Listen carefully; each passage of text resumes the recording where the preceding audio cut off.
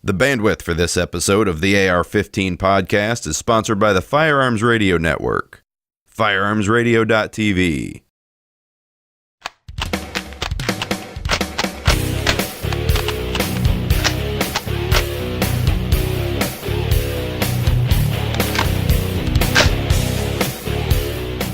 Welcome to episode number 83 of the AR-15 podcast. I'm your host, Reed Snyder, and with me today is my co-host, Anthony Hardy. This is the podcast about our favorite black rifle. The show is for you, whether you're building your first AR or you've been building ARs for years. There is something we can all do to take our black rifle to the next level. So, how are you doing today, Anthony? Doing good, man. How are you? I'm good. I've noticed that it's been more of a difficult challenge to get you and JW on the show at the same time. Yeah, it seems to be we're taking turns or something. I'm not really sure. Yeah. Well, it's almost as if there's something that's preventing you. Gosh. Both at the same time. Shh. We won't talk about that. Well, I tell you what, we want to remind all of you that we are in the midst of a rifle build which will turn into a giveaway for one of our lucky listeners. And it is Brownells who is the gracious sponsor who is allowing us the opportunity to do that because of their enormous generosity and support for the show. So we want to remind you that Brownells helps make this show possible.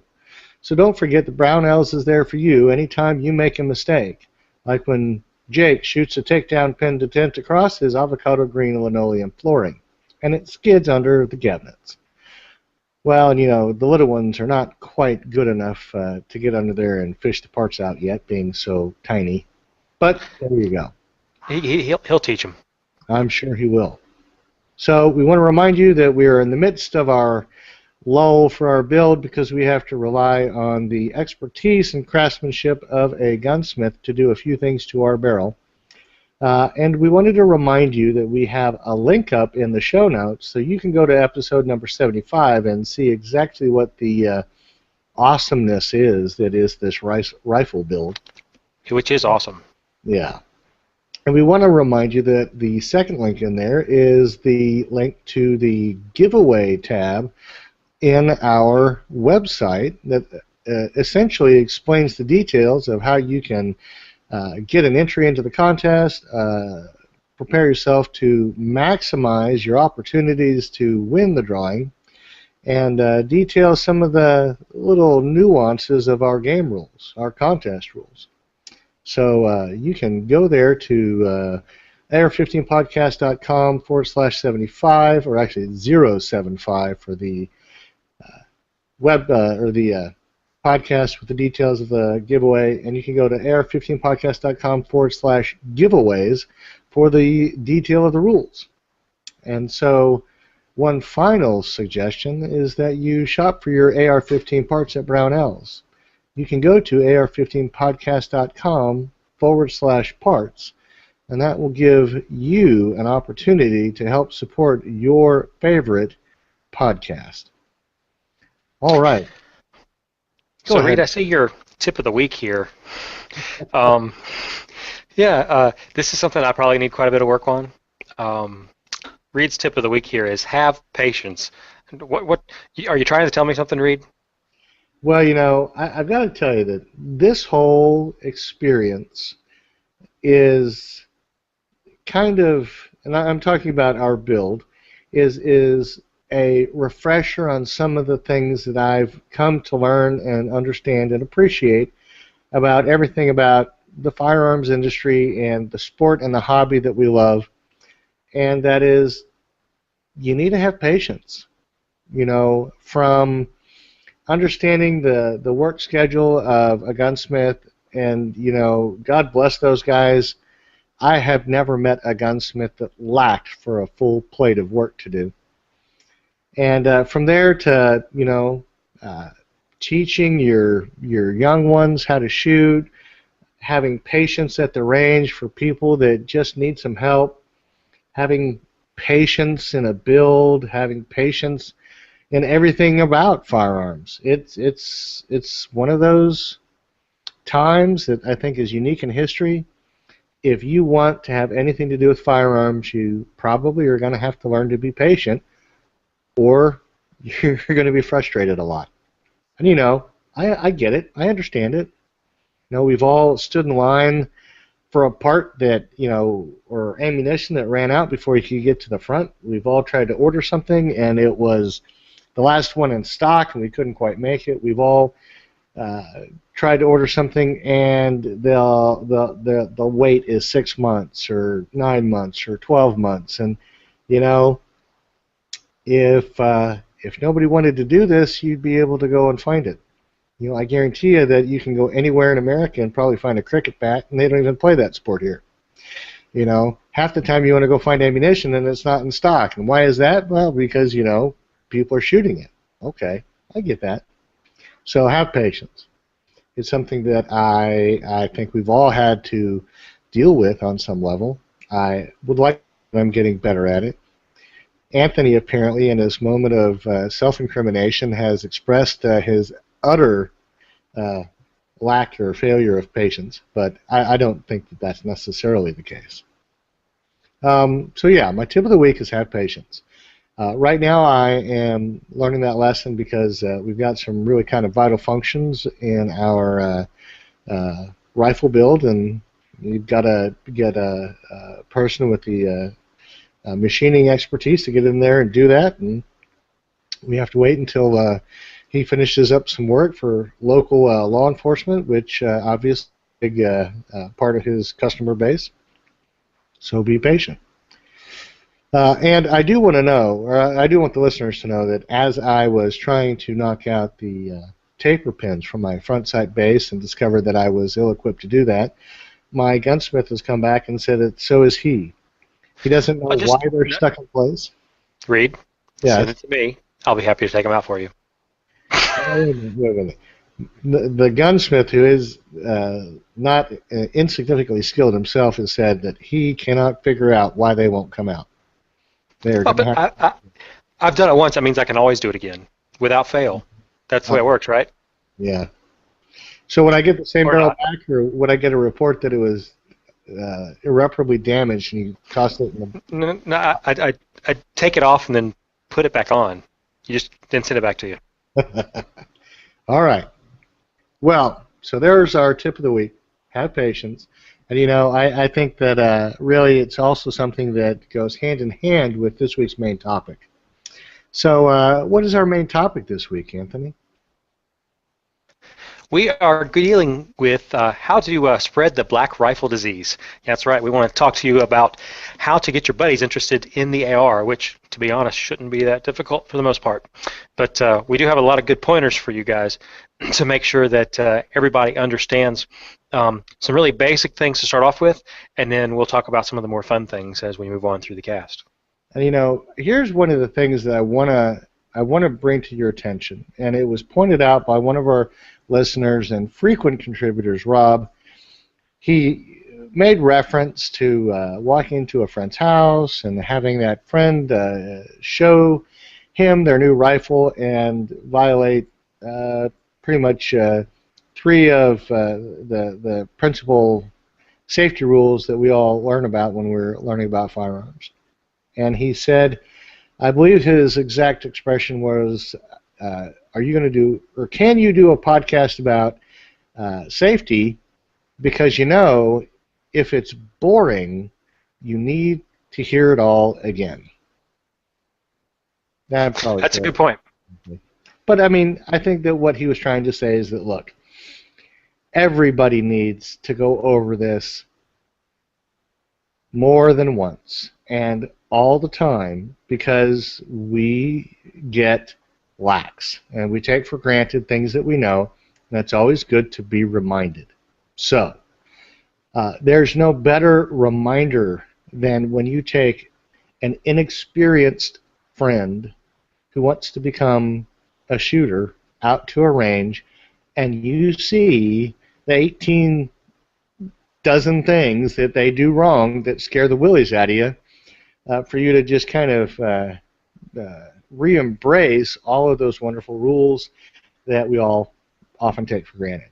So, Anthony, why don't we start with our basic firearms safety rules that I think everybody is aware of, but obviously we can't hear enough of them. Yeah, I hope everybody who uses a firearm is 100% aware of these rules. The very first one, and this one really it covers everything. Every gun is always loaded, no matter what you're looking at, no matter what the situation is. Even if you just cleared the firearm yourself, it does not matter.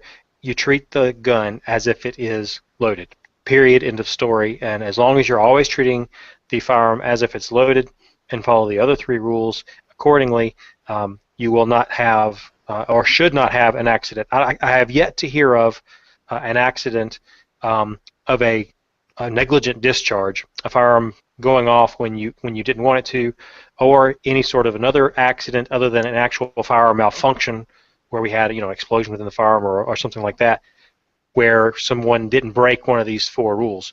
The second rule: never let the muzzle cover anything you're not willing to destroy. That includes you, obviously, yourself. That will include any person, in most 99% of the time or more.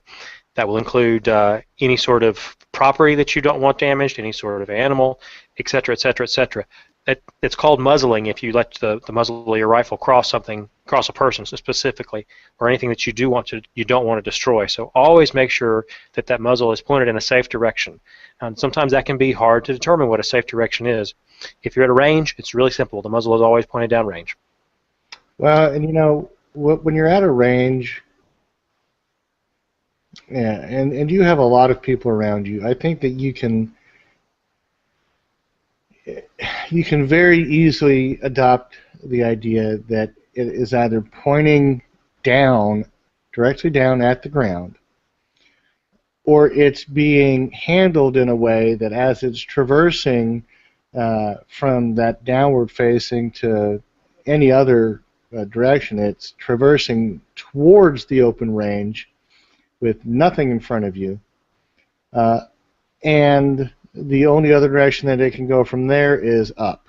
And so I think up and down are two safe directions. Obviously, down range is probably a lot safer, because if you're in a range, up is an awning made of corrugated steel or tin, and if you shoot that, you're going to get kicked out. Yep. And below you is concrete, and frankly, I've never investigated what's going to happen to that round as it strikes the ground before you in a closed environment. So, but not to make light of it, but really what it comes down to is, we were always taught you're either aiming at the ground or aiming at the sky. And if your rifle is deployed at a firing position, it is aimed at anything that you are willing to destroy. And of course, Marines, when you absolutely positively need it destroyed overnight, call us. But, that was pretty much everything that was, out ahead of us. So, it is, I think, one of those things where you just have to have that spatial awareness of where that barrel is. If the barrel is not pointing at something that would be a bad thing to point at, then you can't fire at that thing. If you're pointing away from the things you want to keep safe, then the barrel is not. You're not going to be able to fire the weapon, the gun, at that thing you want to keep safe. So. Now, I'm reminded of that show about the people who are waiting for the end of the world, and they're preparing wondrously for it. And I don't want anybody to mistake the show I'm talking about, but I don't want to say it by name because I don't know if I should. Anyways, there was one very eager preparer who ended up shooting the end of his finger off with a .22. Oh, jeez. There is no amount of reading that rule that I guess what I'm struck by is that he didn't hurt anybody else, but he sure did hurt himself because he stuck his finger over that barrel. And so even you handling the firearm are one of those things that you ought not to muzzle, because you can very well shoot yourself. Yep. I guess that was the long way about trying to make a point in any case. What's our next? Our rule number 3 is keep your finger off the trigger until your sights are on target. This one's should be an extraordinarily simple rule to follow, but it's one of the ones that I see broken most often when I go to the range. Yeah. Someone pulls out their rifle, they pull out their pistol, and the 4 rules are the same: rifle, pistol, whichever, guys. I'm sure everybody knows that. And you'll see a finger on a trigger while they're still pointing at the sky, or while they're, pulling it out of the case even. Goodness gracious. And you're just, whoa, whoa, whoa. I mean, it's too easy to forget, oh, there's a round in the chamber. I was in a hurry to leave the range, and yeah, if we're following the rules, those kinds of mistakes are small mistakes. When you don't follow the rules, those little small mistakes, like you're in a hurry to leave the range and you accidentally left a round in the chamber, can turn into a very, very catastrophic choice. So as long as you follow that rule, probably not going to be able to pull the trigger unless your finger's actually there. That's right. That's right. Well, our fourth and final of the 4 is to be sure of your target and what's behind it, because guess what? Your bullet is probably not going to stop unless, especially if it's a rifle, unless it's a fairly thick target. Or a well-insulated back, like a berm. Exactly. I'm struck by the videos that you can see from time to time on YouTube that show some of the failures, and I recall a fella at an outdoor range. I don't even know if it was a formal range as much as it was a bench set up in the desert. He hit something, and his 50 caliber round, after going down range, came back up range and struck his hearing protection and knocked him clean off his head. And I'm sure that had it been just a fraction of some measurement one way or the other, that ricocheting round would have caught him square. And my suspicion is that he shot into something he didn't know was there. And I can't be sure. Obviously, I don't want to second guess anybody. He may very well have been aware of what was going on, but still, something happened, and that round came back. So I think that's a good. It's crazy. I think another illustration of this is, certainly if you're going to ever think about deploying a firearm in a self-defense capacity inside of your homestead, I think it's good to know, in a very real sense, where every single warm body of your household is, because you certainly don't ever want to be in a position where deploying your firearm is going to put that person either on the other side of the fire or between you and a target. So these are things that in the real world have very dire consequences when we're not at a range. So it's certainly something that I think is worth incorporating in a very real and permanent sense to everything you do when it comes to using firearms, so that they're second nature if that occurrence ever happens. Yep. So to repeat one time, it never hurts to go over this one more time. Every gun is always loaded. Never let the muzzle cover anything you do not want to destroy, or never let the muzzle cover anything you do not want to destroy. Yeah, that's right. Keep your finger off the trigger until your sights are on target, and be sure of your target and what's behind it. At the range, that's, like Reed said, that's a very, very easy thing to do. In any other situation, it's extraordinarily important that you pay attention. So when we're talking to people who've never really been experienced in handling firearms, I think we need to understand that safety rules like this are things that we need to convey in a real sense, and the importance of them has to be conveyed in a real sense. But I think that one of the things that you can probably do to make sure that you have imparted on someone the significance of these things is to make sure that when you show your buddies your firearms, that you incorporate these rules. I've got friends in law enforcement. Some of them are part of the network. I've got friends who are experienced hunters. And if I picked up a firearm out of my gun safe and didn't manually check the chamber of every firearm that I picked up in front of those guys, if I was going to show them my new firearm, I wouldn't hear the end of it. But more than that, I don't think that they would trust me around these. And so these are the kinds of things that if you're going to be around a new shooter, make sure you're not showing them your bad habits. You know, check the chamber of your rifle. Let them know, look, I've checked it, it's empty. When I hand it to you, I want you to check it and see that it's empty. And then you and I are going to sit here and we're going to say it's loaded.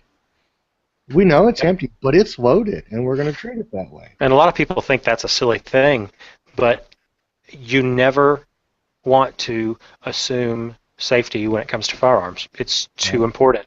It's too important. It is literally possibly a life and death situation. So, yes, I may have just checked it, and you may, over my shoulder, have seen into the chamber. But when I hand the firearm to you, rifle, pistol, whatever it might be, you have a responsibility to check that, because now that safety belongs to you. It has shifted from me to you, and so you must do the exact same thing. It takes half a second. It's not that big a deal. Yeah. And, you know, I think when you can incorporate these things into the way you handle firearms in a safe environment, in a non-stressful environment, I think you're going to impart to your friends the importance of these rules, and that they aren't just something that you're blowing smoke about. This is how we keep ourselves alive and keep ourselves safe and make sure no one gets injured.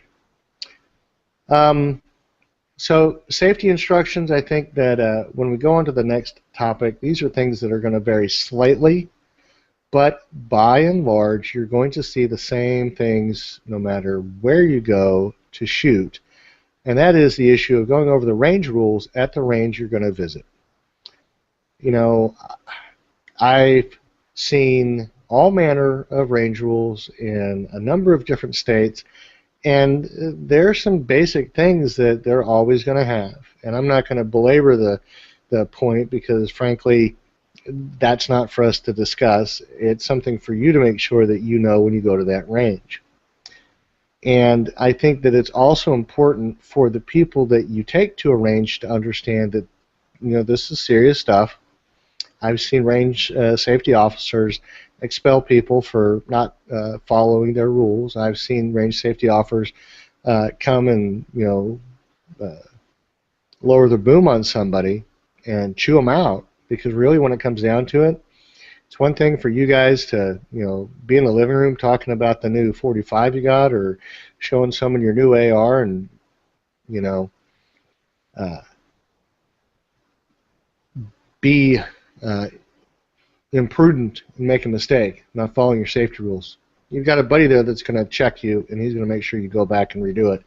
But at a firing range, when you have a lot of people there that aren't your friends, aren't your family, don't even know you from Adam, nobody wants to go there and not feel safe. So that's why those RSOs get out there and really, they'll get onto you. And, you know, it's one of those things that you have to respect, and you have to make sure that your new shooter respects, because you want them to get into this hobby and find an appreciation for it. And nobody can find an appreciation for it when you just got your butt chewed by somebody for doing something that you didn't know you shouldn't be doing. So make sure you're like that. Those range rules exist for a reason.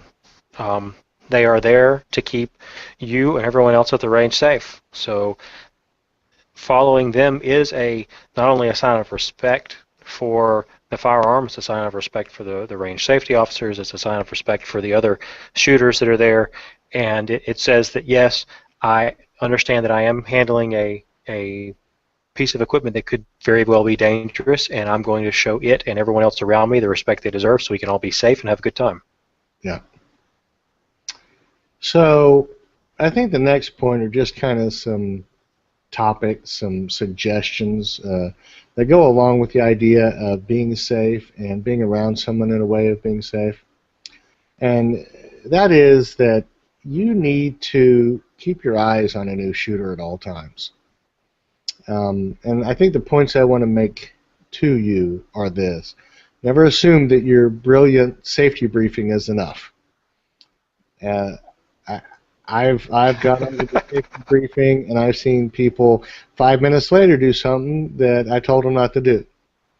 And that's fine. Everybody's learning, so that's a part of it. But you want to make sure that you keep an eye on these people, because until they are experienced shooters, they're going to make mistakes. And I guarantee you, if you are an experienced shooter, you yourself still make mistakes. I know I do.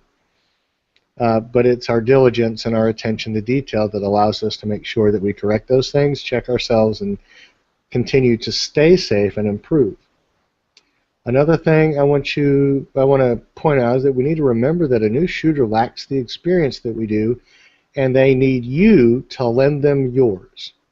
So keep your eyes on them so you can give them the benefit of that experience and the benefit of that guidance.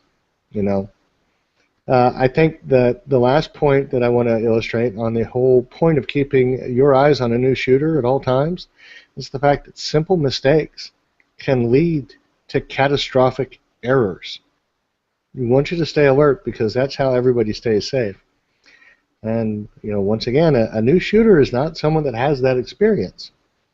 I mean, really what this boils down to a lot of times is, correct me if you think I'm wrong here, Reed, but when you say keep your eyes on a new shooter at all times, that means while they're handling the firearm, you are not handling a firearm, you are watching them. You are, in essence, their instructor in an unofficial capacity, and you need to be watching them and not watching another separate firearm. Yes, I think that is absolutely the case. I have never gone to a range with a new shooter and shot at the same time they were shooting. I have, basically delayed my own, gratification of being at the range and handling the firearms to that moment in time when they've had their experience. And when they had enough for a while, or they need a break, or they're done, then and only then do we switch places, make everything safe, let them know what the rules are for not having a firearm in their hands so that they're not doing something that the range doesn't want to do, and then I can have a little bit of trigger time and fun. But you're right, you're absolutely correct.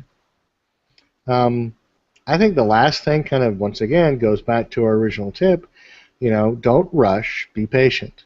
When you're talking about new shooters, I guarantee you that my father had the patience of Job watching me learn how to shoot. And,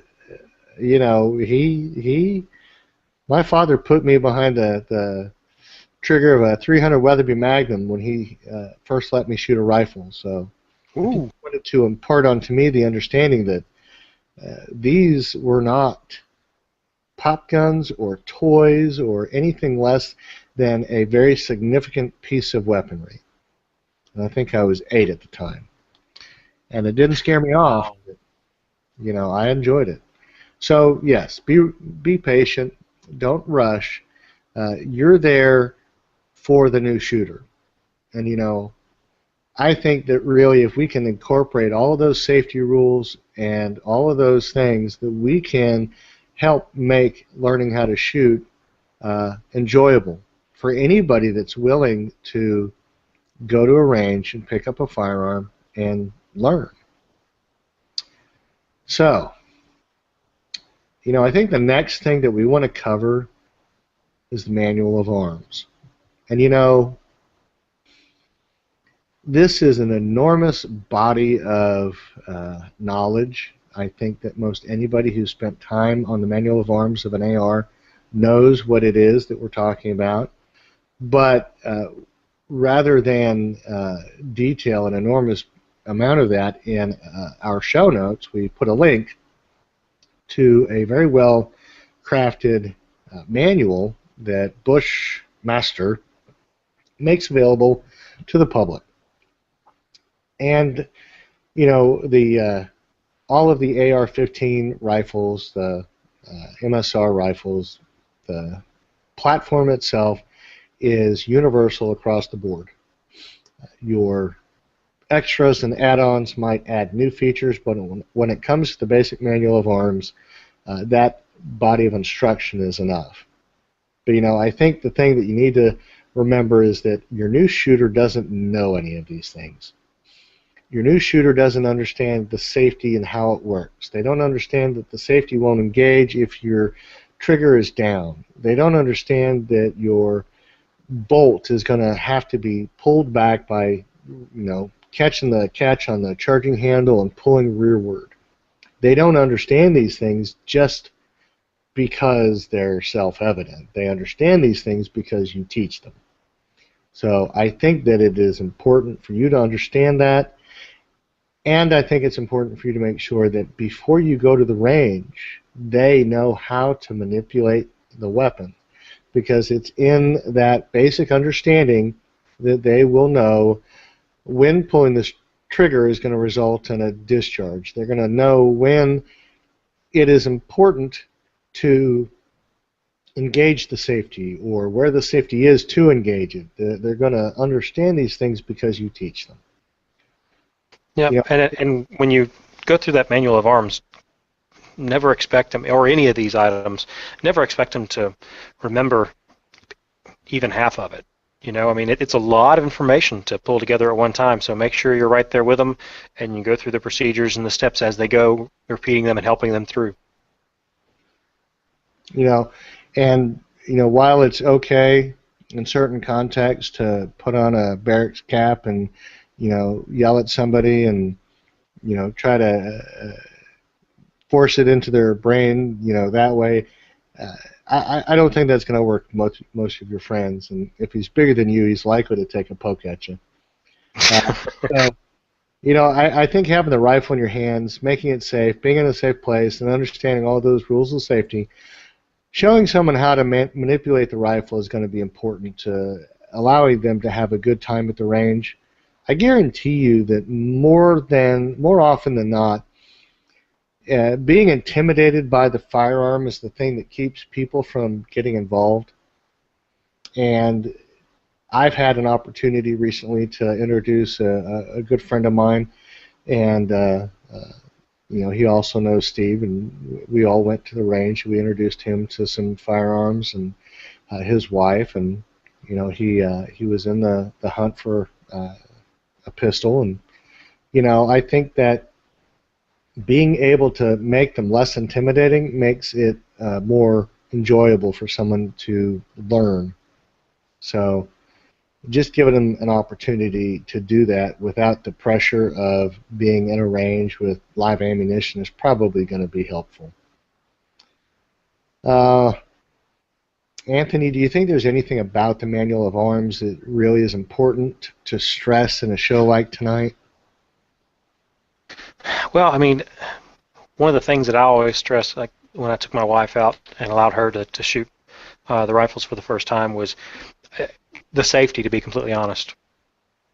I know that sounds like a very basic thing, but knowing where the safety is and how it works and how to very easily tell whether the rifle is unsafe or not is extraordinarily important in my book. I think that's a good point.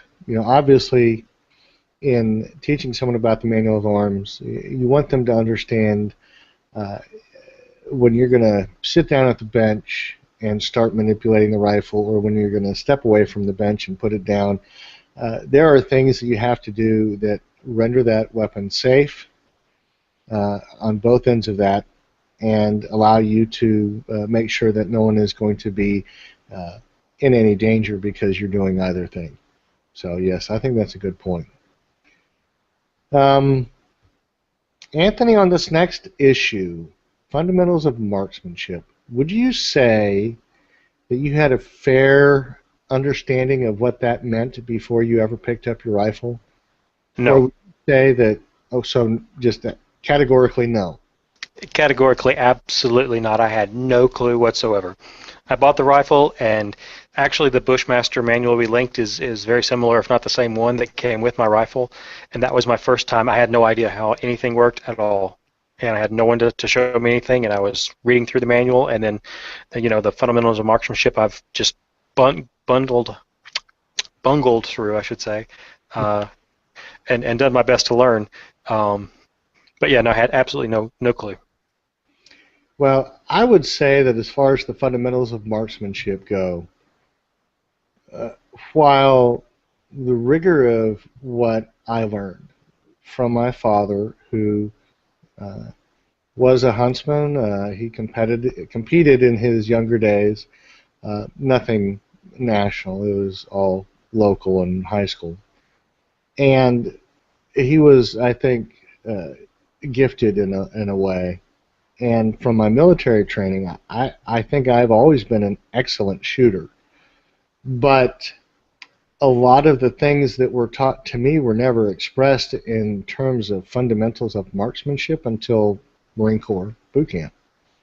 And to this day, as I explore, as I read, as I learn, as I practice the things I discover, I think that there is always room for improvement. But to circle back to the idea that you're taking a friend to the range, he doesn't know any of this. And you can't teach him, you can't cram 20 years of military experience, or, you can't cram 20 years of knowledge into a 5-minute briefing. I do think that it's important to take what you're doing, distill it into the necessities, so that when you get out to the range, your friend is not going to have a bad time. I guarantee you, if he cannot hit the target, he will get discouraged, or she. Yep.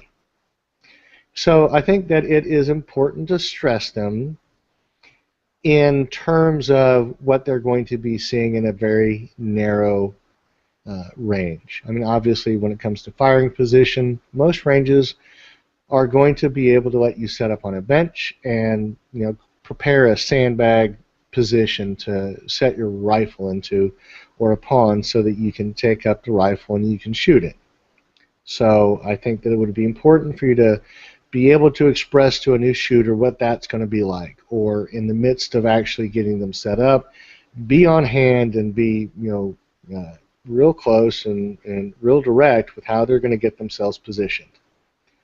I think aiming is one of those things that you're going to have to explain to them with whatever sighting mechanism you're using, how to use it.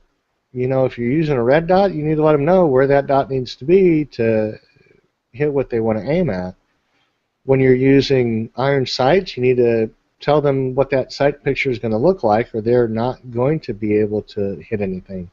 So I think that they need to be suitably informed to know what that's going to look like, so that they can, at the very least, come close to hitting a target.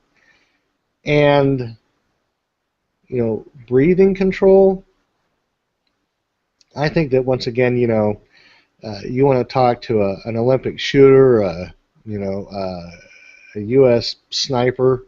You're talking about people that have basically placed years and years of experience onto the point of very fine details about their form and control. And so I think realistically that's something that you can explain in simple terms, but I don't know that you're going to really have an opportunity to fully delve into that. And when it comes to trigger manipulation, I think that's once again one of those things that you're going to have to just kind of let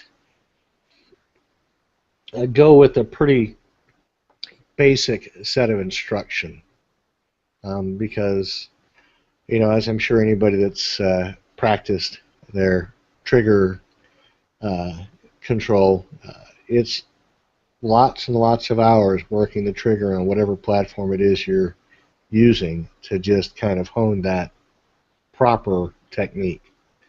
Yeah, but you can, like you said, really cover the basics there, though. I mean, you can make sure that they're using the pad of their finger. You can make sure they're pulling directly to the rear, at least the most basic of instruction.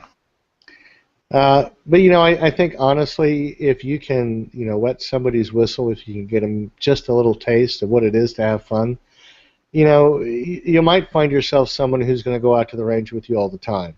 And, I think when you can make it successful, you can encourage people to get out there and experience it more often, which allows them to get better. And I think at any point, you have to let people know that, not everybody is Bill Hickok or Roy Rogers or, Annie Oakley. You go out there and you practice. And so with a pretty fundamental briefing on these marksmanship issues, I think that you can get someone to the point where they can hit a target relatively easy. And, once again, we're talking about a new shooter. So I don't think poking fun at people in barns or their Oh, Reed, come on. barns is a good idea. It all depends on the personality of the person. Well, that's true, but I know my daughter. She would not understand if I were poking fun at her. I don't know what a barn is, so. Well, I would just say if you and I ever get to go to the range together, if you don't poke fun at me, I'm going to think there's something wrong. So. Well, I don't know. I might get real serious about my range safety rules and just not let up. That shouldn't be a problem. Yeah. So our next section is general advice, and I have an M&P 1522 from Smith & Wesson. It's a smaller caliber. The manual of arms is very much the same as my Bushmaster in 223. So if I've got somebody that's never shot before, really, I'm going to start them off with that 22. There's basically no recoil at all with the 22. We know there's not a lot with the 223 or 5.56 anyway, but there is quite a lot of noise. It's not a quiet round, so I definitely would say that we want to, if you have the option, you can start a person off with a smaller caliber. I think that's a good option. I think the next issue is one that's really worthwhile, and that is to remember that you can start with large targets and shorter distances. You don't have to put somebody out at 500 meters and say, we're going to try to learn how to shoot that. It's okay to shoot a 50 meter. It's okay to shoot a 25 meter or yard. Or closer. Yeah. And, when it comes down to it, well, I wouldn't say closer. I mean, I think that. Come on, Reed. Monkeys in a barrel at that point. You're not teaching anybody anything. Might as well give them a shotgun and let them shoot things at 5 paces. But, I think the point is that, once again, we're not trying to make this such a huge hurdle that people will choose to just go home. So. Yeah, then you can run into the situation like I did. I took my wife out to shoot the rifle for the first time, and I put a target up at about 20 or 25 yards, and I used the 22 with her, just like I said, and I set it up, and I said, okay, I'm going to show you kind of how this works. So I sat down, and it was a silhouette target, and I put 5 or 6 rounds into it, and she said, okay, where should I aim? And I said, I don't know, just pick a point on the body. And so she aimed, and her group was like half the size of mine on the spot that she aimed. And I was, what? She's never shot before. So, yeah. Well, and I want to say this next one in I guess, due deference to what I have been preaching to I love it. Here. It is okay to use an optic. You want this to be fun. Yep. I will always stand by the premise that if you want to learn how to shoot an AR, you need to understand iron sights. And I think that is true for any rifle. There's not a rifle made that you shouldn't understand how to shoot it open sights. But, if you're going to introduce someone who is new to the sport, who is new to shooting, I don't see a problem with giving them something with an optic, because they really do take a little bit of the edge off that learning curve. And really, like Anthony said, you want this to be fun. So it's okay to use an optic. And so our next piece is one that I feel is very important, and Reed's already touched on it just a little bit, but use positive feedback. You don't want to constantly tell someone they're doing it wrong. You want to show them the correct way. So don't say, oh, that's the wrong way to do it. You can say, well, here, let me help you with that. There's a way you can do that that will improve your shooting. So it sounds kind of goofy, but use positive words and positive feedback so that they have a more positive experience overall while you're there at the range. So what do they call that? The Oreo? Yeah. Positive, then you chew their butts out, and then you finish with something positive. Yep. And overall, y'all, I mean, the whole point of this whole thing, the reason that I go shoot, the reason that if you're not a competitor, if you're just going to the range, shoot is to have fun. That's what we're out there for. So see what you can do to make it fun while you're there. Vary your targets. They've got some interesting zombie targets and some crazy clown targets and things like that. So you can get a laugh when you go to put the targets up and whatnot. So do different things for the person that you can simply while you're there, and try to make it fun. Well, I want to think that when we share these things with the listeners that we're not getting heckled by the vast majority of them. Certainly I know that we have people that come to the show as new shooters who have sometimes little experience with firearms. And, I hope that this kind of discussion is going to help and encourage you to get out. But I think what I really want to stress to everybody is take some time to introduce what you love doing as a hobby to someone who doesn't know it yet. I would encourage you to just,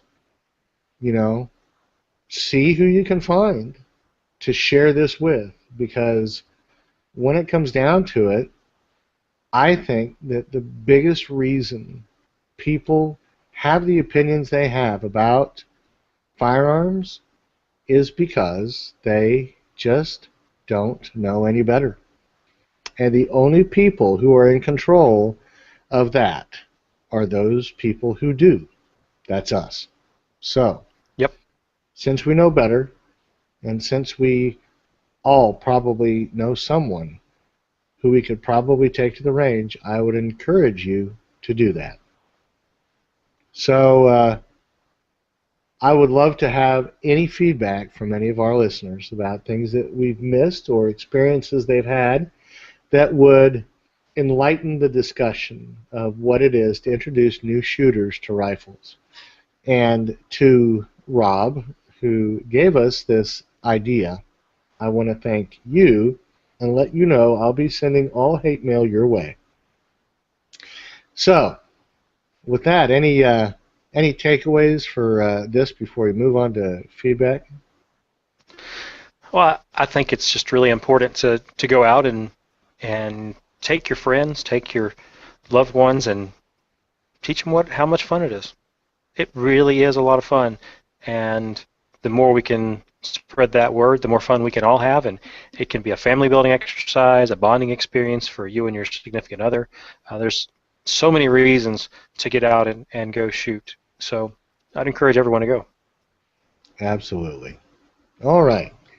Well, let's switch over to some feedback, and I think that we've had quite a gallery of contributors this week with a lot of good content, but boy, do these guys write some lengthy emails. So let's start off at the beginning. Why don't you take this one, Anthony? All right. I'm going to try not to read the whole thing. So this comes from Lumbee, and he said he's been listening since episode 6, and he loves the podcast, and keep up the good work, he says. He's a former Marine, as are so many of our FRN contributors, so he's familiar with the grunts, mumbles, and animal sounds he hears on our shows. Now I want to remind Lumbee that our Commandant has said that we are all Marines. Once a Marine, always a Marine. There is no such thing as a former Marine. We are all Marines. Very good. So, yeah, he goes on and he talks about during his time in the Corps that he never had any sort of failures whatsoever on his M16A2. So, well, I take that back. He had one, but it was because of bad ammo. But he never had any sort of failure through his M16A2. And then he talks about a personal rifle that he had, and I won't pull the name out right here, but it is in the show notes. And he had a major issue with that, where he had a serious problem and a rather catastrophic failure, and came out of it unharmed, thank goodness.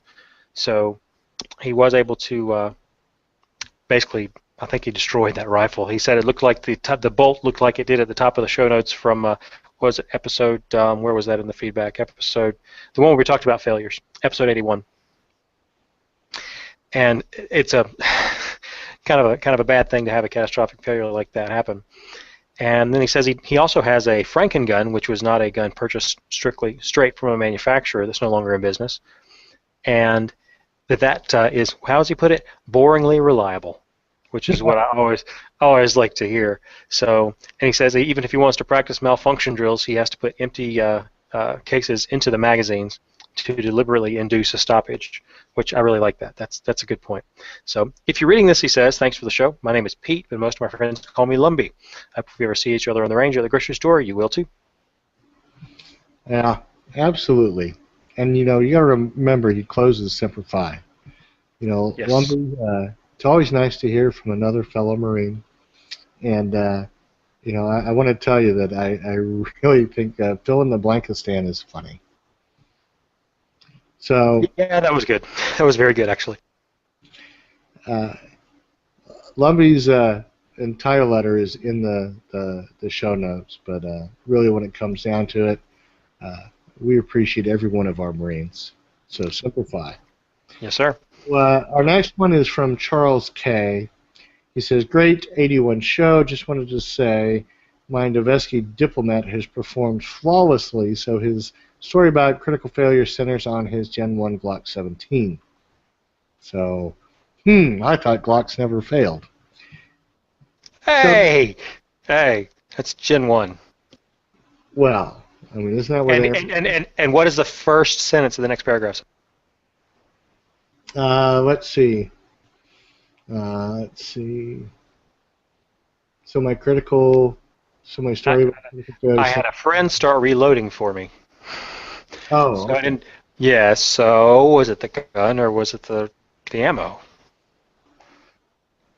So he goes through and has his. You go ahead and read ahead there if you'd like to read. But well, my flawlessly feeding Glock started having issues, but the most near tragic was the dreaded squib. His 14-year-old daughter at the time, and he were shooting weekly at the range. He pulled the trigger and noticed that it just felt funny. He thought that he had a dud round, and when he racked the slide, an empty casing came out. He said, I'd never heard of a squib at the time, but something told me that things were not right. I pulled the magazine, double-checked to make sure the chamber was cleared, and then tore it down right there. All I could think when he tried to look through the stripped barrel was, holy crap. I don't know if we're allowed to say that. We'll have to put a marker in there for our editors. Anyways. Oh, boy. Thank God I didn't just rack another round into the chamber and try to continue shooting. So the bullet was stuck about 3/4 of the way down and wedged in tight. He says, from then on, quality factory ammunition. Haven't had a problem since. See? He learned a valuable lesson that day. She is now 21 and works at that gun club. So he says, again, great show and always a pleasure to listen to you guys as he flies across the country via Stitcher. See, it's ammunition, not a Glock failure. Thank you. Well, no, wait a minute. I think the ammunition failed to clear the Glock. Well, the ammunition failed, not the Glock. Now, wait a minute. Where was the bullet? Was the bullet not in the Glock? Okay, we can. I'm not going to argue with a lawyer. That's not a good idea.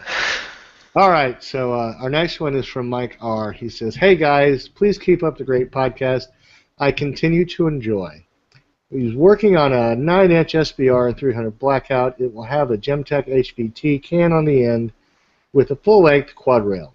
What rail coverage do you guys like and recommend? Had to go quad rail to be large enough to have the can fit in it. I got to tell you, the ones I like are the ones that are from Knights Armament. They have quite a variety in lengths, and I've just never come across anything that quite fits me, that I just have a real comfortable sense about when I'm manipulating my rifle. A lot of the other bladder rails and other rail covers, and they just don't do anything for me. But I do like the Knights Armament Company ones. So he says, also, have you ever seen this suppressor cover product? And apparently it's at mantarails.com, and it looks like a big rubber sock that fits on the end of your suppressor. I have not. And, I'm not sure about whether I'd get one. I think my first experience with a suppressor was exactly what this was designed for, because I sure did try to grab that suppressor with a bare hand and twist it off my barrel. And I don't think I have unattached myself from something so quickly as I did that day. I only barely left a couple of second-degree burns on my hand, but it sure did get hot. So yeah, I see the value in it, but frankly, I don't have a suppressor it would fit. Mine's an Osprey, and it's not quite so round or dimensionally sound as that one.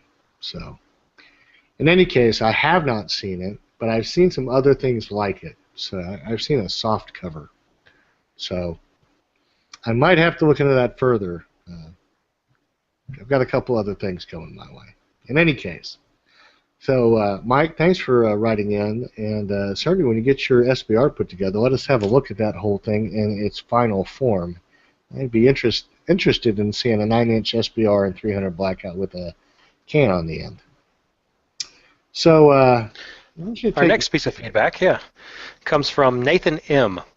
I heard y'all mention the Vickers tack sling, but not once did I hear a mention of the Husky Amentum sling from Aries Armor. There's no tail, just a slider. I fell in love with this 2-point on my last deployment. I had one on my Mark 12 and another on my Mark 18. Both worked well in both applications. I'm now a SWAT team medic, and when they let me, I shoot one with my AR. A few guys have also converted. Keep up the good work. Your audio quality sounds much better. Out. All right. Thanks, Nathan. Well, we do appreciate that. You're right, Nathan. Nobody had mentioned that, and we're going to do some looking. I'm always interested in finding out what gear our listeners use to good effect, because really when it comes down to it as a community, sometimes the only way that things get out are because we talk about it. So I do appreciate you sharing, and I want to put down or read out what Nathan lists at the end of his message. It says, being ready is not what matters. What matters is winning after you get there. Lieutenant General Victor H. Krulak, United States Marine Corps, April 1965. So there you go. So our next one is from Chris in the Dallas area. He says, just a couple of comments concerning the BCM key mod. First, I just finished a pistol and a carbine build using the BCM KMR handguard in 10 and 13 inches. He says he loves the KMR, but wanted us to know a couple of issues he discovered in his build. First of all, the barrel nut is very tight on the handguard. He found it very easy to nick the barrel nut if the supplied wrench slipped even a small amount. He said sandpaper did take the nick off. Also, the trick of using a hairdryer to warm up the handguard did help it to install. He said, second, the width of the handguard creates a potential problem if you want to use the 45-degree top key mods. If the tool or light, etc., does not have a key mod base, then you cannot use a Picatinny rail section as the top rail is too close to the 45-degree rail to install a part on it. So I'm guessing it's just in that angle there's not enough real estate for a Picatinny rail to have clearance. So that's a good point. He says, then the key mod attachment, the key mod attachments I purchased did not come with installation instructions. He said once he figured out how to install, they really work well. but he almost destroyed one set simply because nothing he did made the rail fit the key mod. He says, finally, while the key mod may be used with the QD attachments, I am using the key mod QD mounts for the strength of the attachment. To use the key mod alone when there is a relatively thin metal handguard section holding the QD attachment. If, however, you use an attachment, then the QD connection is thicker and the handguard than the handguard, and it is held at 2 points instead of 1 on the handguard. The only problem, I think that we've had a technical error. I'm going to have to go back to his information and see if, you know what, that's how his thing ended. The only problem, Chris in Dallas area. So I guess there is not any part of his message that is unfinished, or at least that we're aware of. So that's the end of it. You know, I think it's things like this that really help us look at some of the finer points of these things. You know, I think obviously we talked in the last episode about keymod about basically using the QD in the diameter of the keyhole because it was milled to the same spec. But he's right. It's just a thin piece of aluminum there, and it's not a really comfortably secure attachment point like I find in all of the other QD mounts you can install on Picatinny rails or at various places. And, you know, you wonder whether you need a QD mount, but obviously his illustration is pretty informative that you do. But want to know a little bit more about what we're talking about, go to episode 82, where we talked about key mods last week. And finally, once again, Rob, who is a very prolific contributor. You know, Rob is a stream of thought kind of communicator. I sometimes wonder if his phone isn't plugged into his brain and he just thinks a message to us. So he says, sure wish you'd cover the 5.45 by 39 AK-74 AR. Maybe I've missed it, thanks. And I think that's Rob's curious way of telling him he looked for it, he couldn't find it, please do one. So, yep. You know, Rob, we have been in discussions here at the network about how Anthony shouldn't forget the show ideas I have, and so as a result of that, we are going to have to do a caliber show coming up, and I have decided that we are going to cover the 5.45 by 39 AK-74 round, the Soviet Union's adoption of our brilliant move to the .224 caliber bullet, as followed by our Soviet nemesis. So we'll do that coming up in a few weeks. I think next week we're going to have fine-tuning an AR for precision shooting. But, you know, Rob, you have convinced me, since I think this is the second or third time you've made that suggestion. But we'll get you covered here right soon. Yeah, you know, it's about time, Reed, because I went back there to look and see if we'd done an episode on this, and, you know, I did find a mention of it.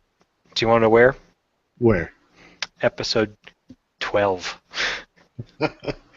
Well, we're what, at 83? It's only 71 episodes ago. Yeah, it's only 71. All right, so Rob, we'll cover that coming up here in the next couple of weeks. Stay with us. Keep the feedback coming in because you've inspired a couple of shows yourself there, Rob. Yep. So also with that, go ahead. I think that all of the listeners should be aware that we read your email, we read your suggestions, and we don't give you bad nicknames or laugh at you, but we do honestly and sincerely take what you've told us to heart and try to get better. And I do take your episode suggestions and quite often incorporate them into information I want to give back to you, since when enough of you guys talk about something, it must be something that enough of you want to know. So I think with that, anything to add, Anthony? Well, I've seen a mention of something, you know, me still being the newbie, I still find these new things like, ooh, new toy, let me go look. and I haven't had a chance to read much about it yet.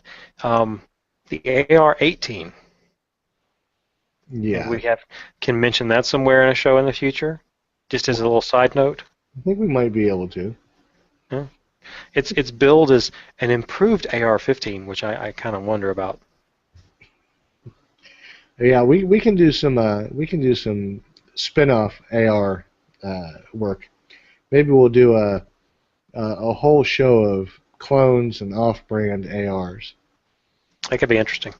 I think it might be. I think the Chinese now make an AR. Really? I think so. But we'll Cool. see. Oh, and you know what? Colt now makes an AK. Serious? No, but it's a Colt that shoots the I think it's the 7.62. I don't think it's the 5.45. But even if it was the 5.45, but it basically is a Colt lower that the magwell is designed for the AK magazines, which if you've ever heard me gush about the AR-47 from Rock River Arms, you understand what I'm talking about. But Colt has a new contract with one of our Arab Peninsula neighbors and allies to make a rifle that's going to chamber ammunition. I'm sure they have in huge piles. That's probably why they don't want to go with the standard AR. But certainly, I think there's some interesting things when it comes to the old Eastern European Soviet era ammunition that's still around in droves. So, very cool. With that, I think that we can go ahead and get our outro done. But before you start, Anthony, I wanted to go over some figuring. I think that I have come to the conclusion that there are, and let me get my figures. How many? I know what you're going to say. 34. There are 34 pieces of 5-star rating that have no feedback, and I do not want any of our listeners to miss out on an opportunity to win an AR. I also want to point out, because I don't know that I've expressed it adequately, if you left feedback prior to our June 1 opening date, that feedback alone will not qualify you for the drawing. What you must do is go back into the feedback section and update your feedback. For our iTunes administrators, the ones that get to see behind the curtains, that refresher will redate your feedback and allow you to qualify for the drawing. I do not want any of our wonderful listeners to miss out, and I want you to remember that when we began this discussion, we had not quite reached 300 pieces of feedback. So there are 300 of you almost who may very well not have left the right kind of feedback. I don't want you to miss out. I want you to go back. I want you to contribute, unless you're Greg Bakken, because even though I love your feedback, I don't think Jake will let you win the AR. You know, when you go to most helpful feedback, his is the first that comes up. And if you don't know, Greg Bakken is our Tactical Paradise host, and Greg is a great guy. But, Greg, I don't think you're going to be able to get Jake to agree to you having a shot at winning, so you don't need to go back and redo yours. But really, when it comes down to it, I want everybody to have a chance, and I know that you all really have done a lot to support the show, and you make it really fun for myself and all of our hosts and all of the staff that work on the show to participate in it. And so keep participating, keep giving us feedback, keep listening, and don't forget to do these things so that you too can get in the running for a new AR-15. Very good, yes. And so just a reminder, you can find all the details for the giveaway at ar15podcast.com/winner. you can enter the FRN mailing list by going there. You can find all the details at ar15podcast.com/giveaways with an S. So the 3 ways you can enter: ar15podcast.com/winner and join the FRN mailing list. You can leave us written feedback. Again, it has to be written feedback on iTunes or on Stitcher. Both of those count separately. So those are your 3 ways: joining the FRN mailing list, ar15podcast.com/winner, or leaving us written feedback on iTunes or Stitcher. If you already have given written feedback, you need to go back in and update that during our dates. Then we also have, of course, welcoming any of your feedback, questions, or comments. Send that to feedback@ar15podcast.com. And you can, of course, send us a recorded voicemail, which we do know works. Thank you very much. We did check that finally. And I got a nice little snarky note back from Jake. What? You didn't think I was going to check it? So, yes, it does work quite well. Send us the voicemail using the SpeakPipe plugin on the right-hand side of the ar15podcast.com website. And you can subscribe and listen to the AR-15 podcast for free at firearmsradio.tv/iTunes, or search iTunes store and find us there. And be sure to leave us an iTunes review again, because that will help us place higher in searches and help us find potential listeners and help people find us. If you listen to us on Stitcher, make sure you leave us a review. That does get you an entry and also helps us with Stitcher. And we have a Flickr group we encourage everybody to join, flickr.com/groups/Black Rifle, where you can share your pictures. Follow us on Google+, and you can watch us live at firearmsradio.tv/plus. You can check out our YouTube page, where all of our videos from us and all the other wonderful podcasts that FRN does, at youtube.com/firearmsradio. You can follow the Firearms Radio Network on Facebook at facebook.com/firearmsradio, and check out all of our other podcasts on the radio network, because FRN has some really great content out there, guys. Really great content. And of course, our big giveaway with this amazingly custom rifle is possible only because of our partnership with Brownells. So make sure, if you need anything for your AR, click on our affiliate link, and you can find that on the main homepage, ar15.com, ar15podcast.com, or you can go to ar15podcast.com/parts, and that will help us out as you go over and find some goodies on Brownells to order. And lastly, who doesn't go to Amazon? Everybody goes to Amazon. So if you would like to be able to help us out just a little, go to ar15podcast.com or firearmsradio.tv and click on one of the Amazon banners there first before you make your purchase, and that will allow us to get a very teeny tiny little slice. Now, I want to let you know that my funny Amazon, everybody goes to Amazon story is this. My son, who is 2, is trying very hard to escape the confines of his diaper at every opportunity he has. And a roll of Duralast 3M surgical tape that was in my first aid kit was doing the trick. And so I had to go to Amazon to find a supply of this stuff, because you can't find it in a pharmacy. And so I ordered a box of 12 rolls through Amazon after clicking through the firearmsradio.tv banner. So, absolutely. Awesome. Everybody goes to Amazon, and sometimes it's the weirdest stuff. So, I think it was a good show.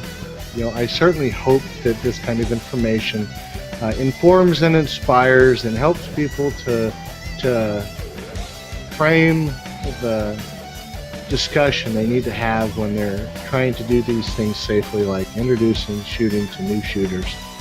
But, certainly I do think that it never hurts for everyone of every experience level to just go over it one more time. So with that, I think we've done our duty. Very good, sir. Anthony, listeners, we'll see you all next week. Have a good one.